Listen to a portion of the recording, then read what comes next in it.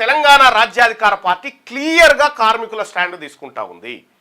రైతాంగం స్టాండ్ ఎట్లయితే ఉందో కార్మికుల స్టాండ్ కూడా క్లియర్గా ఇక్కడ ఉంది. ఈ రెండు రంగాల్లో పనిచేసేటువంటి వాళ్ళు మా వాళ్ళే. ఈ రెండు రంగాల్లో పనిచేసేటువంటిది కంప్లీట్గా మెజారిటీగా బీసీలే. కాబట్టి ఈ రెండు రంగాల ఐక్యత శక్తితోటే ఇవాళ తెలంగాణ రాజ్యాధికార పార్టీ ముందుకు పోతా ఉంది. ఈ లేబర్స్కి, ఈ కార్మికులకు దక్కాల్సిన డబ్బు దక్కకుండా దొబ్బుక తిన్నది ఎవడు?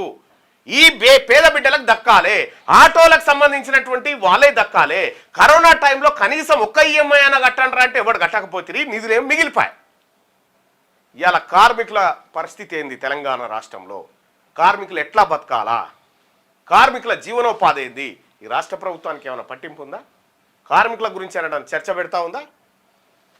కాబట్టి కార్మికులకు కూడా ఈ తెలంగాణ రాష్ట్రంలో సమాన వాటా దక్కాలి, వాళ్ళ కుటుంబం భరోసాతో ఉండాలి, వాళ్లకు భద్రత దొరకాలి. వీటి కోసం తెలంగాణ రాజ్యాధికార పార్టీ క్లియర్గా ఉంది.